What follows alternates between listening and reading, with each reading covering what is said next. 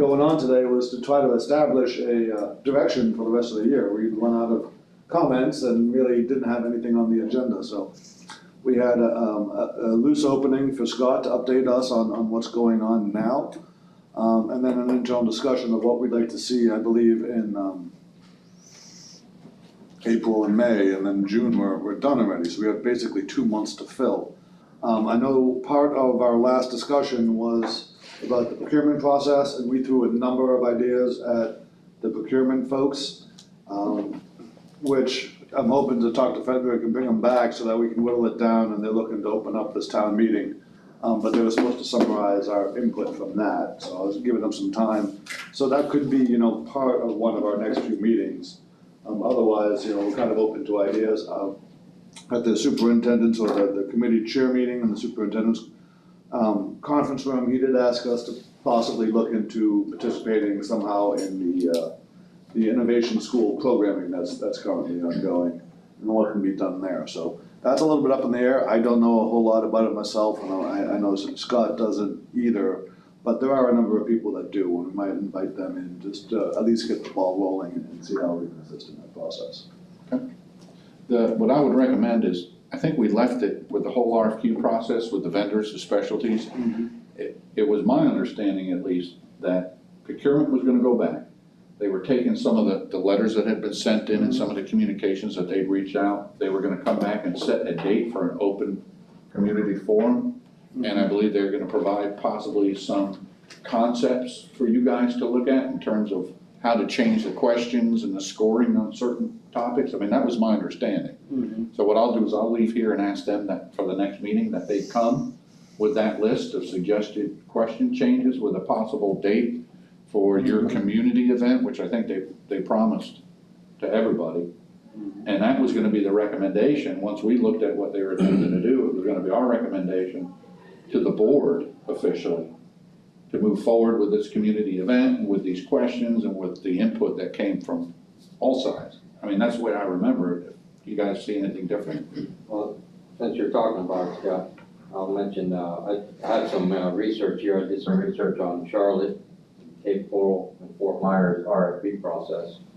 And I wanted to put this to bed because we keep on talking about this forever and ever, and never, nothing gets done. So I think we're almost there with the process. I think in looking at the RFQ book process and presentation process, I would propose that they should add in the book process points or weighting on the minority process and also on the location, site location of the firm in the book process, in the book weighting, and then add that same percentage in the presentation process. So we have. Can you email me those or email Ryan, actually, he's your chairman. I was just doing research this today, actually. I'm looking at Cape Coral. They have home office, regional office, percentages, main office percentages, and then Fort Myers has minority participation, additional points in their system. It goes up to 100, and minorities is up to 110.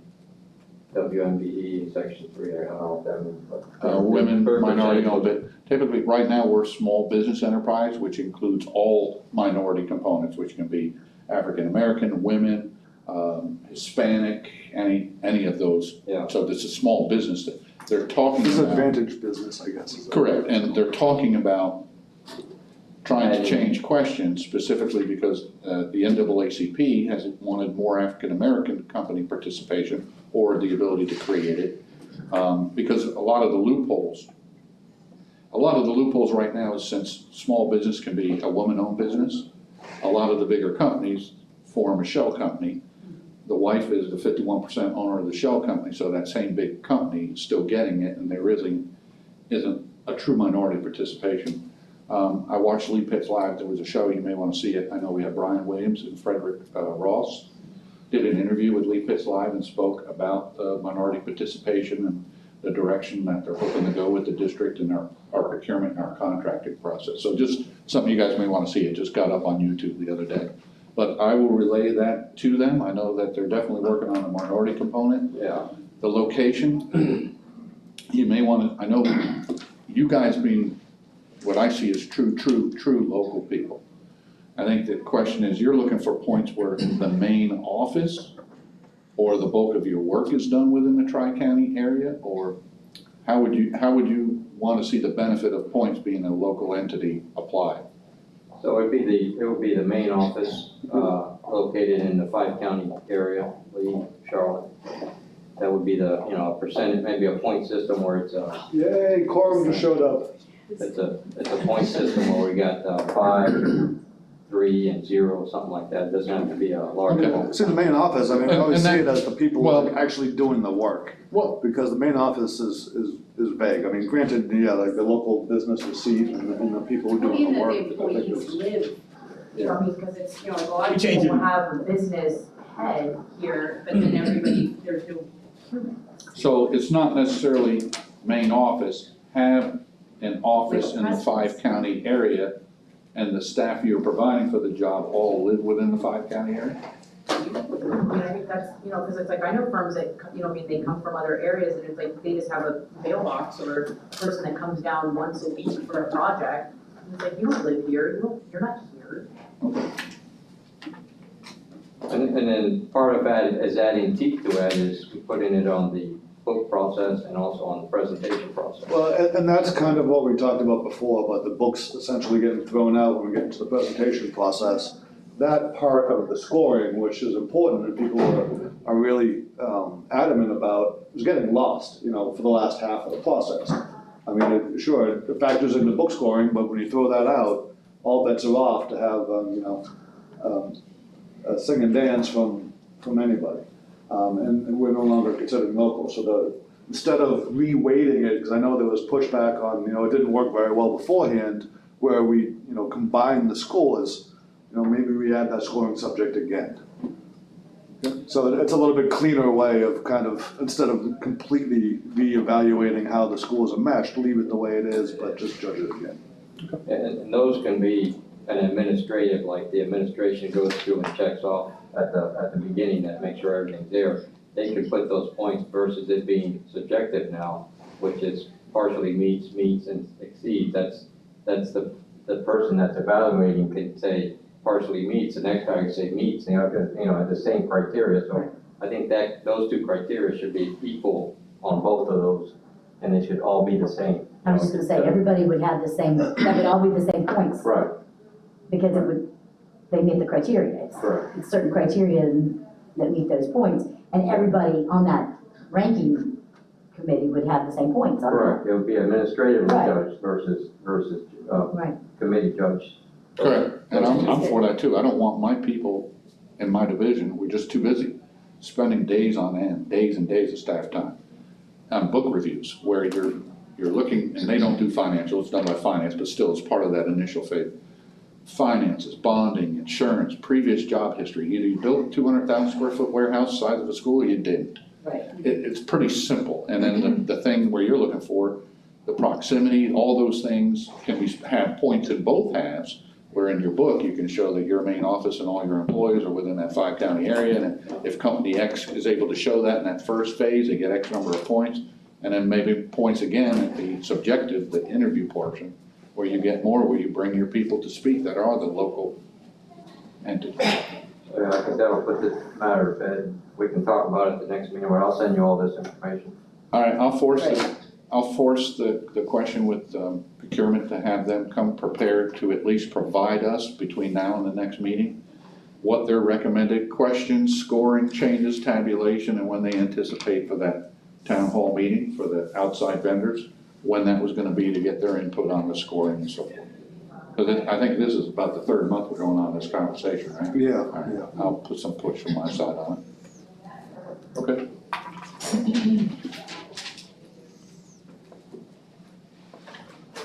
Okay, so we now have a quorum, thank you for coming.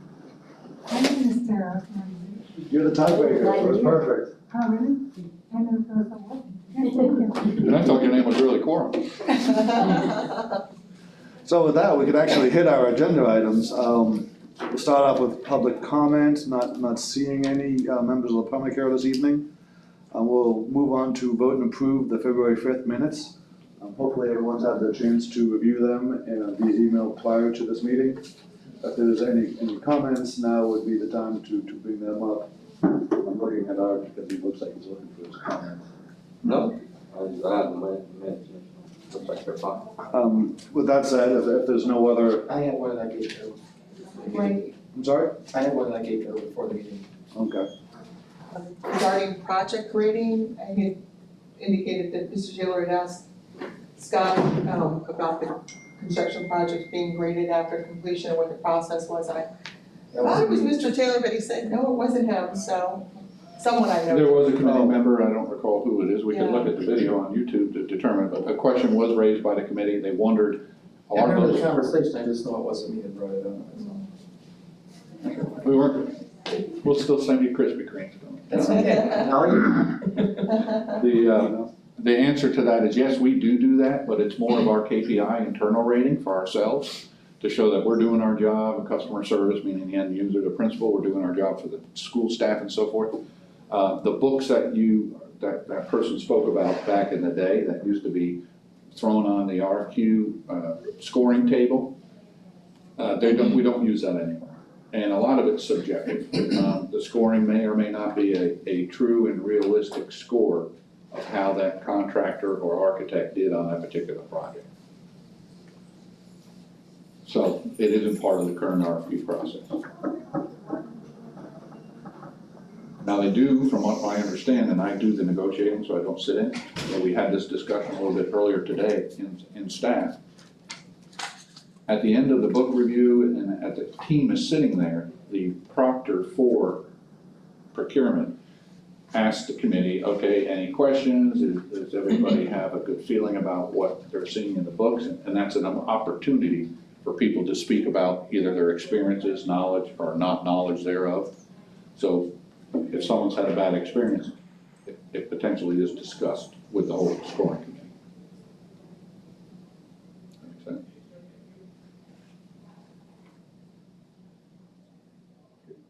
Well, if we can correct the minutes and just go to YouTube and find out who was the person that had asked that question, that'd be great, just to adjust it. All right, thank you for that. We'll move on to board member update with Mr. Giovanni. I actually don't really have anything to update other than I was actually at Franklin Park last week or the week before. Maybe I was there twice, so I don't know. But one of the things that came up is that the media center's possibly staying, Correct. and they're using that as a community partnership with the United Way, and that's underway. Right now, they're just in another room, but they hope to move that and that be changed because the access comes off of Ford Street versus Edison, actually. So they're excited about that. So I thought that was really a good thing, I guess, because I guess it's a newer building. Well- So do you recall the Castaldi report and what it Yeah. said about that? We're working a different avenue, we're trying. The Castaldi has maintained 3 buildings, the administration building up front, Classroom building. the classroom building all the way in the back rear with all Yeah, the the fish. east side. I don't know the building number, but it's on the east side, southeast side, that one's gonna have to stay. And I thought it was the cafeteria building. I think there were 3 buildings out that they were gonna, because of the age. It was a cafeteria addition, but it wasn't freestanding, so I thought that got a pass, and it might have just been the media center. And then it was just the media center that got it. Okay, but yeah, Castaldi, based on what we submitted, was saying, no, you gotta leave those. Well, now they have this new ICC 500 shelter requirement. So what we did is we reached out to the EOC, Lee County EOC. And here's what happens. If we do ICC 500, that's 3 feet of fill above the 100-year floodplain.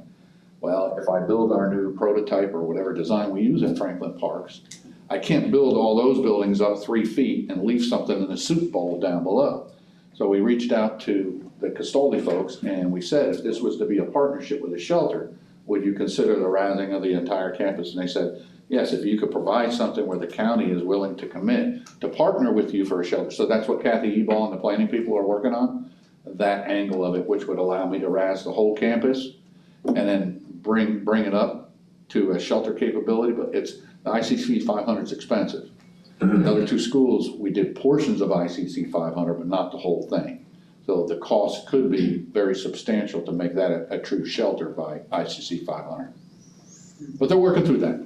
They need the seats, they definitely need the seats, EOC. We need that flat slate to create that new school.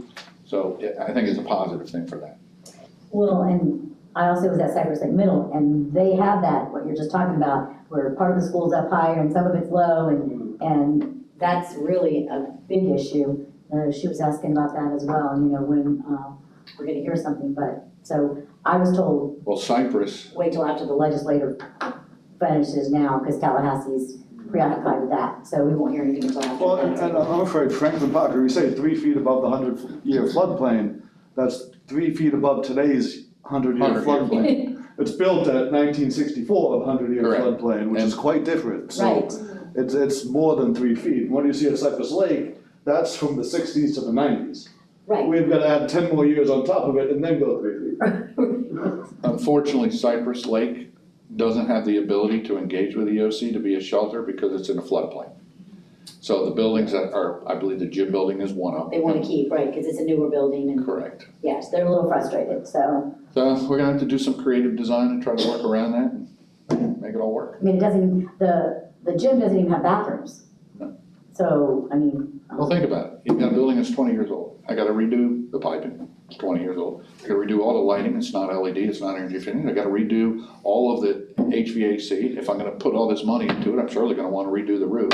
So what are you left with? Block and structural steel. That's it. Everything else is gutted in there. Classrooms that are 350 So- square feet. You could arguably say, if I was to do a brand new building with buy savings from a whole complex, wouldn't it be cheaper just to bulldoze that over and start fresh, rather than trying to salvage something that, one, you're basically just updating, and two, it doesn't even fit within the grand scheme or elevation of the remainder of the campus you're gonna build around it, but our hands are tied. We tried every option in the Casaldi to do that. So anyways, that's really all I have, is just that they're waiting anxiously to hear, as we all are. Cool.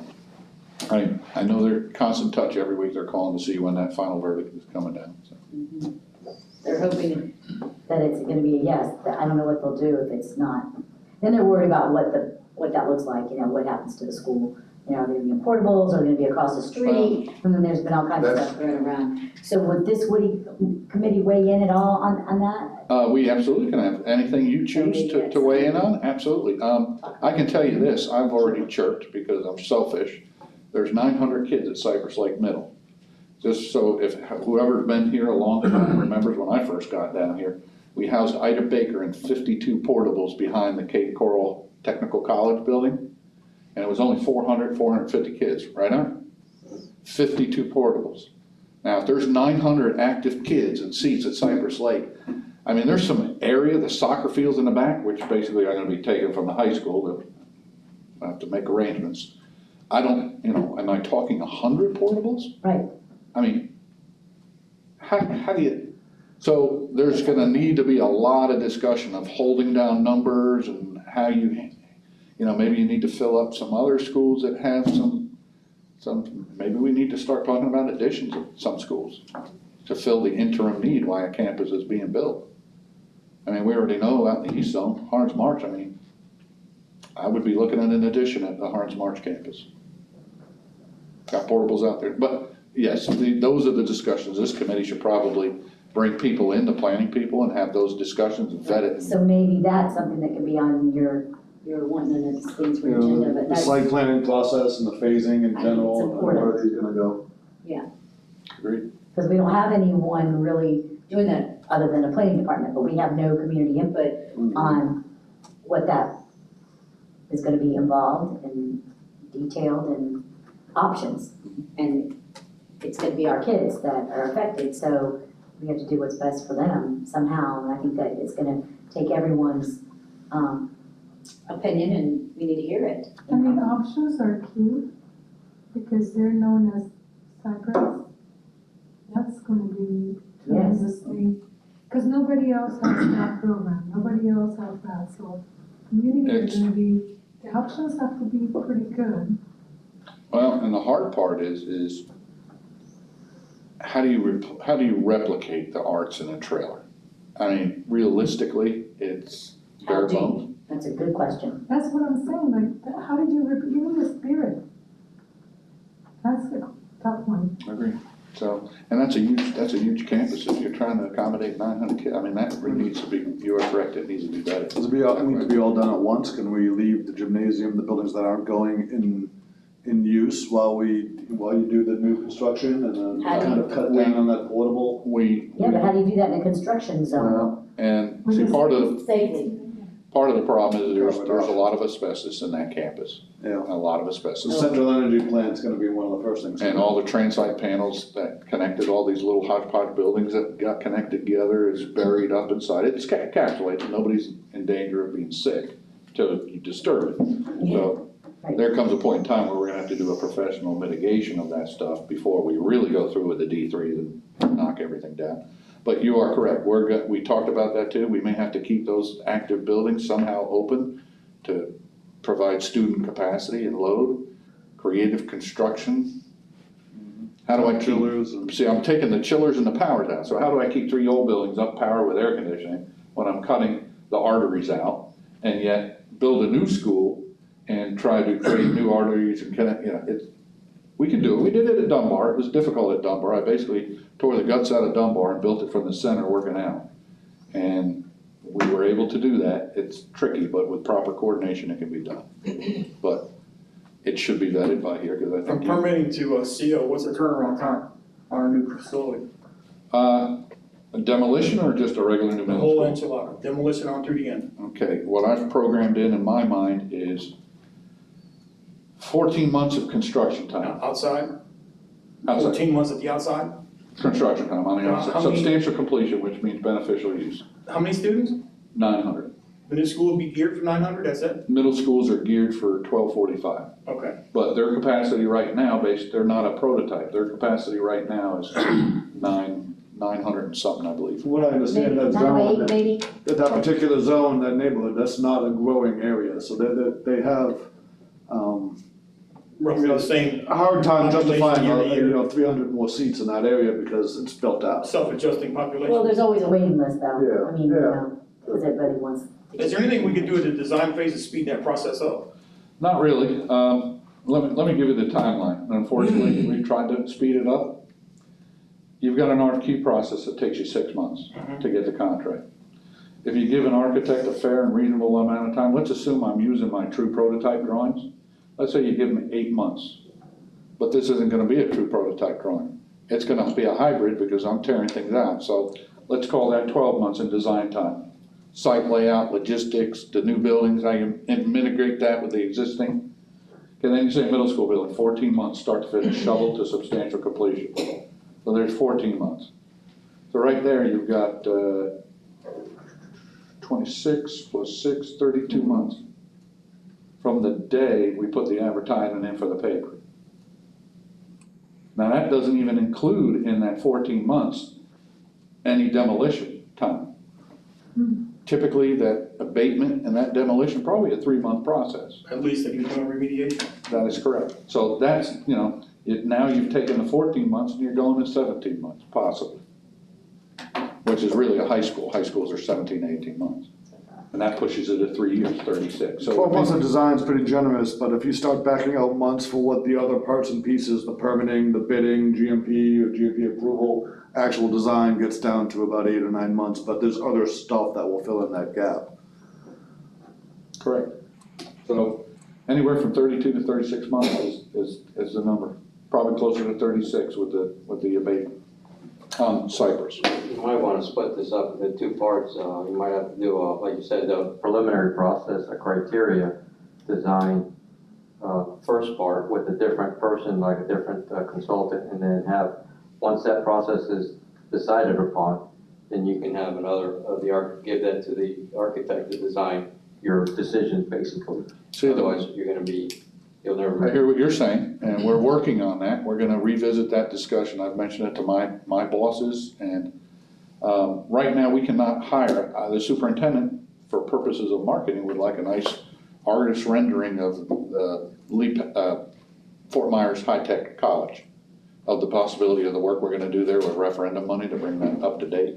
I can't engage any one of my continuing contract architects, because if they provide that information, then if the big meat and potatoes job, 10 million, came on, procurement's current state is, no, they cannot participate in that RFQ. So why would someone stick their neck out for $50,000 worth of conceptual design time if they can't go for the big meat and potatoes job? That's not good business sense. So they're gonna be re-looking at that with Brian Williams, the attorney, and the other attorneys that are coming on board. And many counties do allow people to do conceptual work with the district, as long as that conceptual work is provided to all of the people at the RFQ, so everyone is sharing and has the ability to gain that access. But there, I would think, and Robert, you probably know a lot about this too, there's a very fine line as to what's conceptual in grant and what's detailed. And the detail part would give someone an advantage over somebody else. And that's the difference between a design criteria package and, a conceptual, package or design. Now, you can go through, do the fundamentals, but you get out of the $50,000 range, put it in the 10, 15 range of like, hey, we wanna do some fundraising, eye candy, show them potential, but not get into the specifics of programs and what has to be done and things like that. So, yeah, that's kind of walking that line, either you bite the bullet and go design criteria package and. It's done all the time with charter schools, they do that all the time when they don't have the money for the. There's many public They're schools not public that entities. do that as well, and that has been my department's argument, is that you can go and look, and some people are online, but the bulk of the rest of the counties allow you, as long as you provide all of that information to all of the bidders, to have an equal and fair playing field at the time of the RFQ. So hopefully we can work that through. I'm pushing for it, make my life a whole lot easier. And it allows you to get a lot of the monotonous, how do you lay the school out, what's it gonna look All like? the detail, minutia, the administrative stuff, the specifications. Once you got all that stuff done, you just say, here, this is what we want, go ahead and do it. You get a better price from this guy, and you got your decisions made with this guy. So if that person on your list don't wanna do it, then you might have to find some other, go outside the list, I don't know. So you wanna do it? No, See? He misses the big piece of the pie. I'm giving you advice on it there. So that's the rub right there, and I don't blame anybody. Hey, look, if you see the carrot there, why would you take the M&M? It's crazy. All right, one more thing. Can you update us also on the gateway landscaping thing? Because that Okay, raised its ugly head recently. okay. I'm gonna try and condense it, but, we have an existing DO with Lee County that we have to use. A DO is a development order, okay? Anytime you have a roadway that is within, say, 100 feet of the property boundary, you have to provide a buffer. And there's several ways to do that. It can be a wall with tree landscaping, it can be double landscaping. We have a bus loop entry on that side of the property that we brought in that actually forced us into that proximity where I have to do the buffer. If that wasn't there, I wouldn't be doing the buffer. Not one tree, not 175, none. But that's our design, that's how we have the school designed. So initially, our concept drawings of our landscaping were strictly to the front entry of the school, some royal palms, nothing in the parking. There's three components that are at play here. You have SREF, State Requirements for Educational Facilities. You have safe school, SEPTED, safe school, safe school design. Prevention from environmental design. Correct. And then the other component now that just came out of Parkland is the FSSAT checkoff criteria, which is gonna be adopted, and most of the school districts are using it as well as us. And it's everything inside the school, outside, and it's all about clear line of sight, being able to see to your property boundary, both incoming and outgoing, to avoid any conflict. So no hiding spots. So no bushes, no low trees, nothing that provides a shooter's perch or a hiding blind, so that when first responders come on site, number one, they're able to address the situations at hand, and two, school security inside, watching the cameras, whatever, they're able to see what's going on, surveillance. So that's coming out with the FSS. So long story short is, we have an obligation by the DO that we have signed, development order with Lee County, to put a buffer there. We went to the county and we called it a betterment plan. We planted $175,000 worth of trees and landscaping along our boundary with the Magnolia Lakes property owners. In addition, in the beginning of the job when we did site clearing, there's another issue. There is a wetland, an existing wetland. Now, this wetland was owned by Gateway Services Division. Think of, or CDD, some people call it. CDD. Think of it as it's an entity, a local entity for all of the HOAs, because there's like 7 or 8 in that whole area there in Gateway. They are the governing board. They actually own that wetland. It still falls under the auspices of South Florida Water Management. We were very specific. We staked out that wetland. We emphatically put the silt fence up. Make sure your people are aware. Well, the guy went through with a bulldozer and he just drove right through the wetland. You made a new wetland. Love it. So Suffolk is responsible. They're the construction manager on that site. We immediately had our biologist from Johnson Engineering, who works for us, the owner, he's our designer. They went out there and they documented and took photos, drone photos. We also contacted South Florida Water Management and had South Florida Water Management go out and assess. Johnson Engineering has created a mitigation replanning plan, which was approved by South Florida Water Management. We've brought that plan twice to the Gateway Services Division Council for approval.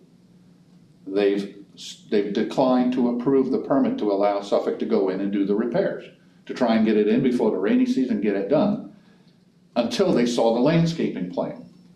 The landscaping plan had been in for permitting. I didn't have a copy, it's being reviewed. We said we would meet with the community and go over the landscaping plan.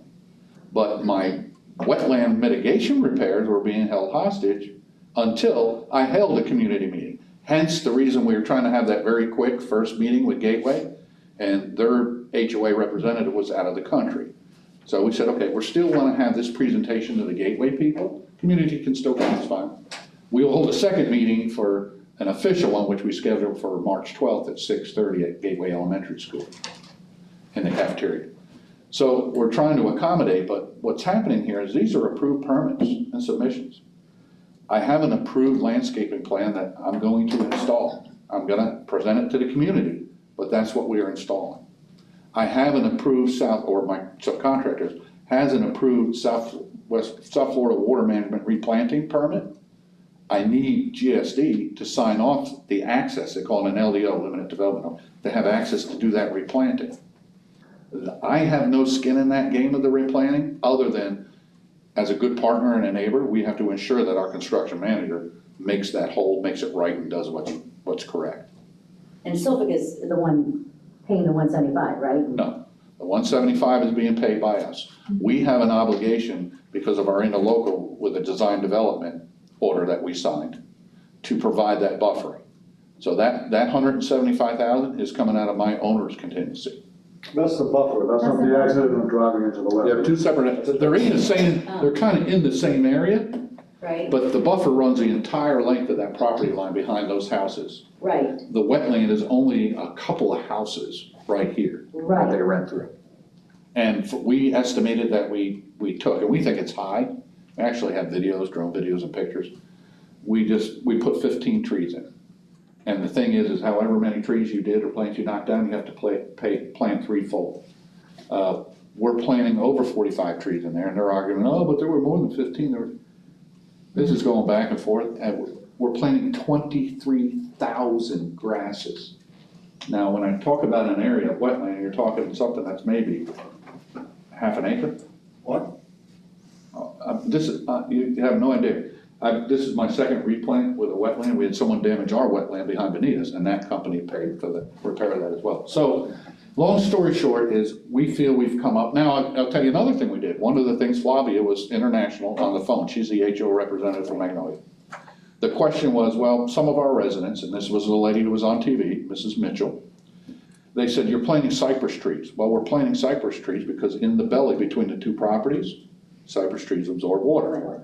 Her argument was, well, they're defoliated 6 months of the year. I made the statement to the meeting, and I stand by this, and my team stands by this. We had the landscaping architect look at replacing those with oak trees and some sable palms. The criteria I said is it can't cost us any more. I'll spend $175. You want to put a sable palm there, an oak, or say, I don't care. It is what it is. So he's rearranged some of those trees. Well, obviously, the oaks have to go up into the berm a little bit, get out of the wet, or they'll die. Same thing with palms. So now I have nothing sucking the water. Right.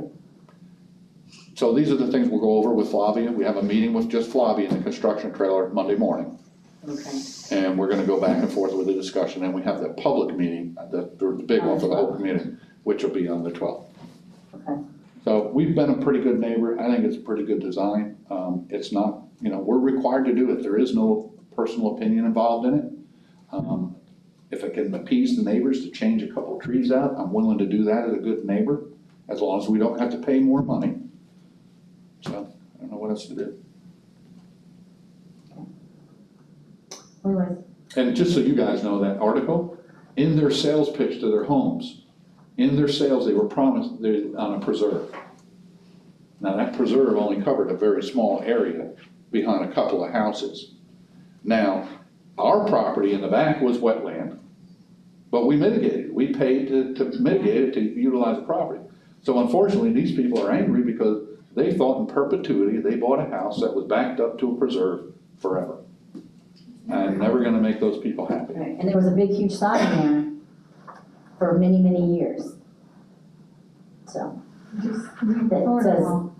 school district owned the property, so at some point, you would think there'd be a school there. Well, you go to LIPA and it pretty much tells you who bought what, when, and for how much, so. So anyway, I think we're trying to handle it right. The meeting is not gonna be fun. It's just, you're not gonna, it's like RFQ process. There's only one happy person, all the rest are miserable. So we'll do our best to try and be as accommodating as we can. Scott, what was that acronym again for the checklist for security for schools?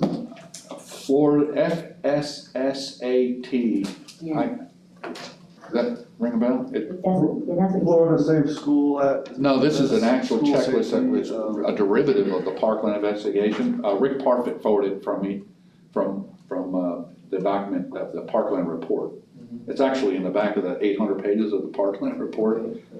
It's a checklist sheet that's both inside, I'll get you will you remind me to get, it's on my desk, and I have a copy, and I can send you that section. Yeah, because they are sent it to all of us and. Yeah, that'd be. Yeah, we have that electronic. That is actually the information, SREF, SEPTED, That'd be good. and this FSSAT checklist was actually what I provided to Lee County with our landscaping drawing submission to validate. And when we did this landscaping plan, just so you know, we brought in SWAT, Lee County Sheriffs. I'm not an officer of the law, nor am I a first responder, so who am I? We brought in Rick Parfit at law enforcement. He was the chief at FSW before coming here. We had those people look at our plan, address our site, and they have actually provided letters in addition with our submission to Lee County, supporting the design that we had in place, that it meets the needs from a first responders crisis approach. And this is for the 175 portion of it you're talking about. For the whole site, we had them look at the whole site, Okay. everything. Good, because the various codes do conflict, they are conflicting. Some will say, oh, you're gonna have a bush, but make it no more than 18 inches. Yet you look at the DO and it says, oh, on your boundary, you're supposed to have bushes 5 feet high. Well, see what I'm saying? Everything conflicts, but at the end of the day, when you look at Parkland and the way the districts are moving, everything is about 100% surveillance and clear visual acuity for everything. No high Surveillance is what it's called. Correct. So I will provide that to you. We have that electronically in our shared drive, so we can just send that to all the members. Oh. Just remind me to get with you in the morning.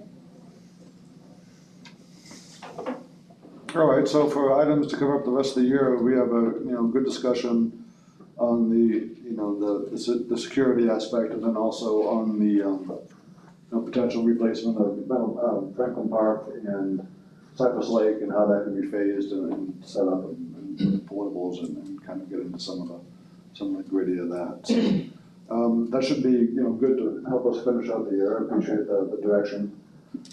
With that, we've kind of come to the end of our scheduled items, so we can go around the room once briefly. And again, I apologize for not really having a whole lot on the schedule today. We did have a little bit of a construction update. I don't know if you want to. Yeah, I'm just gonna whip through just schools. generically what's going on, because we have, on the 10th to the board, we have 4 projects going forward: the re-roof of Cypress Lake High School and North Fort Myers High School, as well as the phase 3 of the chiller program in Ida Baker, which feeds, Gulf Elementary and the PLC building. That's going for approval. And Cape Elementary for the 3 parts of that. We have a HVAC project going on there. It goes to the board for total project cost approval. Traffic study, a lot of conversation with traffic study, a lot of emails come around. Here are the traffic studies we're working on with civil engineers, developing drawings, and hopefully being able to have those drawings bid, and so we can attack these sites over the summer. Tree Line Elementary, 3 Oaks traffic study, River Hall, Diplomat Middle and Elementary. So those are the 1, 2, 3, 4 sites that we're gonna hope to do work on each one of those campuses. Diplomat Elementary is a very basic one. We have 50% of the drawings are been reviewed. We review it with the principal in the county. River Hall, we just got Insight to provide their contract. We've been working with them since September to get insurance certificates and a contract. We just got it done. So we are meeting with that person that wrote the board an email. I believe he's an HOA representative. We'll include him with the principal in all the design as we move forward, so he can be a participant. And the concern there is stacking off-site. Stacking again, so we're gonna strip out some of the parking around, the loop and that, create the double, triple lane stacking like we're doing at Tree Line. I have to find a place somewhere in the back for staff parking to, if I gotta put back somewhere. But we're gonna work through that process. So they're pretty hot and heavy about it, and we understand the concern, so we're moving forward with that. 3 Oaks came as a person came to the board, public speaker, so we immediately acted on that. And that traffic study is complete. It's with Davidson Engineering. We are going on March 10th to meet the school staff and start presenting the plan to them, get the principal and her staff's buy-in, and then engage in the contracts to get that forward. So hopefully, and Tree Line's actually the biggest one. That's been around the longest because it blocks up that whole avenue there, and it's pretty dangerous. That's been the one we're working with Johnson Engineering. We want to focus our attention. We're definitely getting that done this summer. And River Hall and all of them. Canopies, we did the first portable canopies, were successful. Schools have allowed us to do it during school open times, which is a huge benefit, right? So we got another 1, 2, 3, 4, 5, 6, 7 schools that should complete that list of existing portables that aren't going away to have cover all the way to the schools. That's Mirror Lake Elementary, Gulf Elementary, Tree Line, Fort Myers Middle, Bayshore Elementary, J. Cole English, and Diplomat. And that'll complete all of the places where you have long-term portables that did not have that cover from portables to the school building proper. So that's HVAC.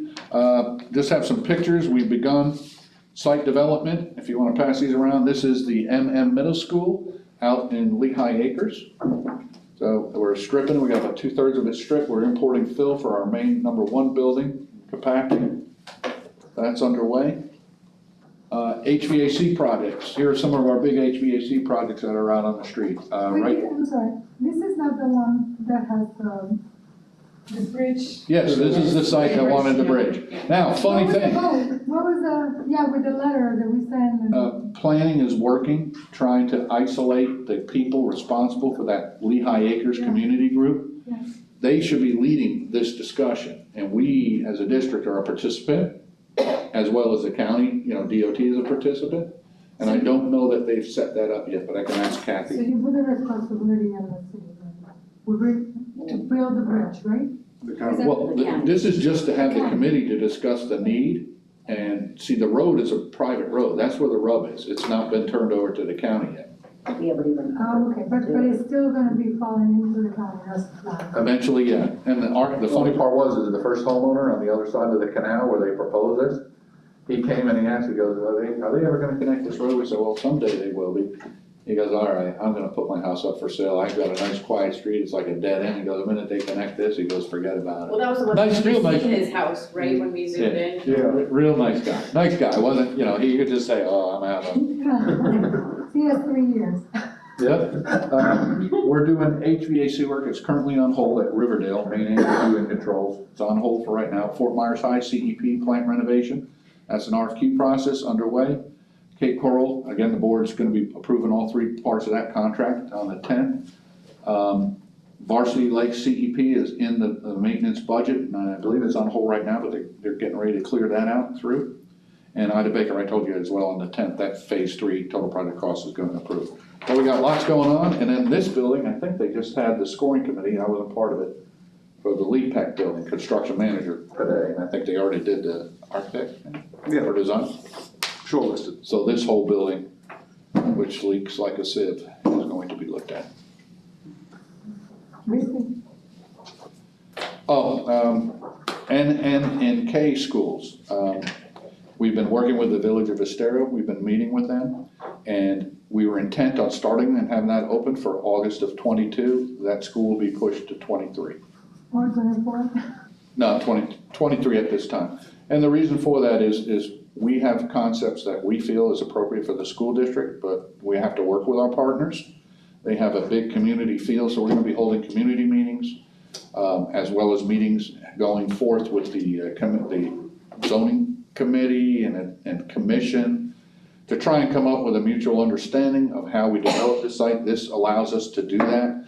The impact, we just got the numbers out in January, and I'm sure they'll be supported or provided to board members. The impact on students in that 1 year period is very minimal, and we can absorb it in other campuses. So all of the stars are aligning to tell us to let's not rush this. We're already, if you remember, I had said I needed all my contracts, architect, construction managers, in place by the first week of December of 2019. Well, I don't have that today. We're still working through that. So rather than force something and not have the community and everyone involved with us, we're gonna take this time. We can afford to do it with the students' seats that we need and push it until August of '23. I think that's a great point, to do that. I think that's great, because I think when you rush things, then you overlook other things that might be red flags. And we felt bad. I mean, we're bringing in professionals, and, you know, right off the bat, what we tell them, we're gonna give them in terms of time, and I chop 3 months right off of that.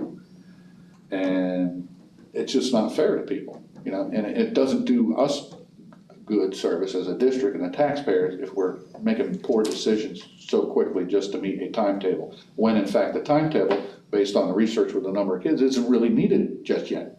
So all the stars align to allow us this year, and I think it'll work out great.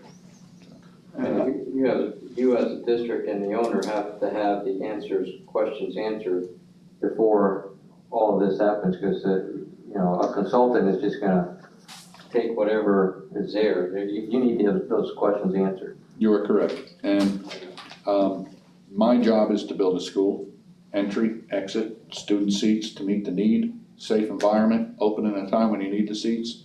The community part is a whole nother, that falls within the planning people, and that all needs to be massaged together, but you are correct. Yeah. When I get to my stage in the game, all of that, the Christmas tree should already be decorated, and all I'm doing is plugging it in and going. And that's where we need to get to, so. That's the sterile, right? A Village of Estero, Yeah, yes. that's a very tough crowd. Yes, it is.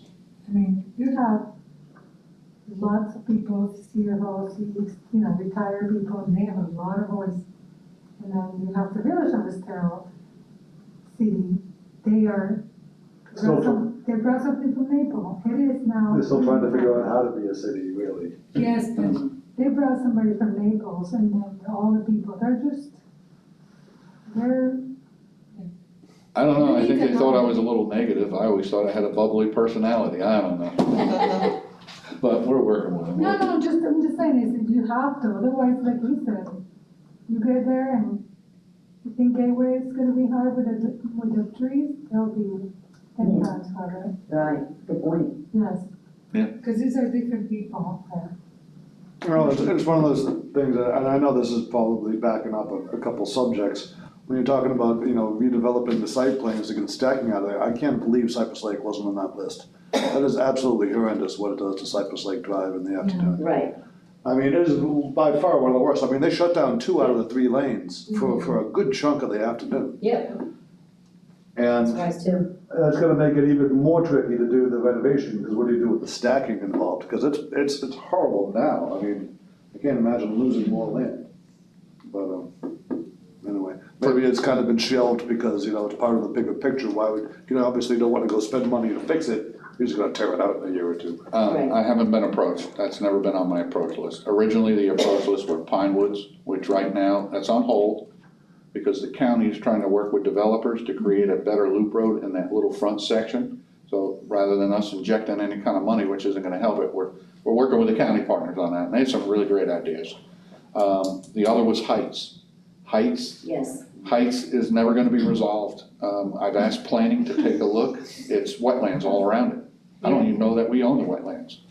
So do I come to the board and try to buy wetlands and mitigate wetlands? Is it county wetlands? Do I try to pay to have them mitigate? So that really needs to have the planning people and the long-range planners sink their teeth into heights, because heights is not an easy fix. I know it's a heartburn school, it's a real problem. But with all the wetlands around there, I have no movement, I have no way of correcting that. You're not gonna touch those Right, wetlands. stuff gladiolus. Well, here we go, Art was involved, and what did you say, Art? What would you say, Art? You're not gonna touch those wetlands. So, There's like a park or something into there, Yeah, there's boardwalks going through, boardwalks and stuff. built a retaining wall and deep peppered it and. You have the whole county call out some lights. well, That daycare And up that on the may front may be up for sale pretty soon, I'm just throwing that up there. all those things, that's what the Well, plan. that should be something that we could even go after and, unfortunately, and try to, Yeah, I mean, it's a long ways away, I'm not sure the best way to use it, but Well, I have I'm glad kids won't be there for another, I mean- 8 months to a year. staff parking. I mean, anything I can get close to the building can help that situation with stacking, but it may inconvenience others. But at some point in time, Just not this one. I have one more thing too. I visited Bonita Springs Middle, and they have a situation, and I was gonna talk to you about it, where their bicycles are all just in an area, not even a bike, it's overflow. I mean, there's bikes everywhere. And they need a bike section and rack and whatever. that's in the CIP process. Okay. That actual ask is in that capital improvement plan that Kathy Eagle is working for to present to you guys shortly. That's actually in the process. They have a great amount of walkers and bicyclists. Yes. And I actually tore the fence down back when nobody wanted fences. It's gone 180 now.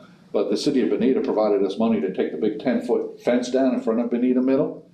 And we expanded that bicycle rack area. So what I'm hearing from you now is not only did what we expand not accommodate, they need more. No, there's bikes all around it, around the fence, and they're laying over and on top of each other, and, I mean, I can't imagine what that's like when school's out and everybody's trying to get their bike.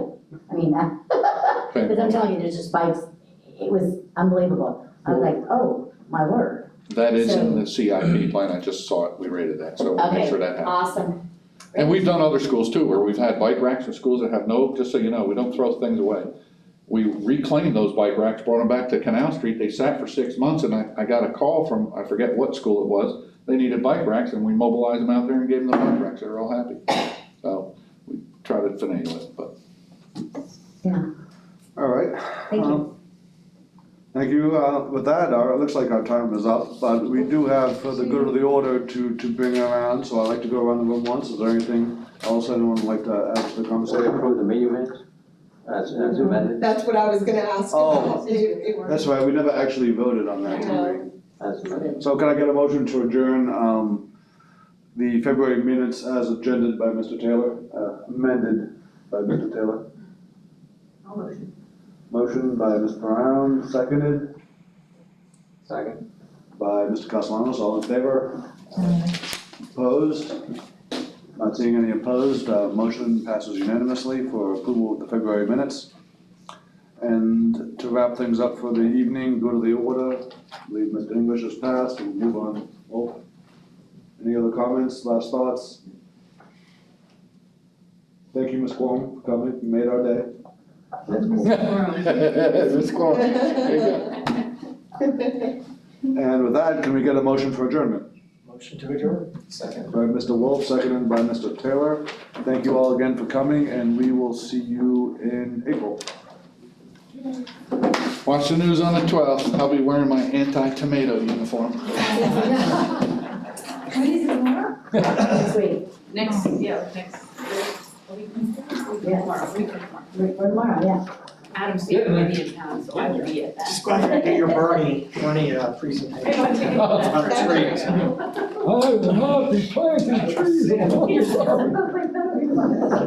Your comedy is very good. Exactly. That was good. Actually, the funny part is Flavia. Flavia's shrewd. Flavia's no dummy. She's very shrewd. exactly. But when you sit, she'll work back and forth. And I know the only reason they're asking to swap to Cypress is because of Miss Mitchell.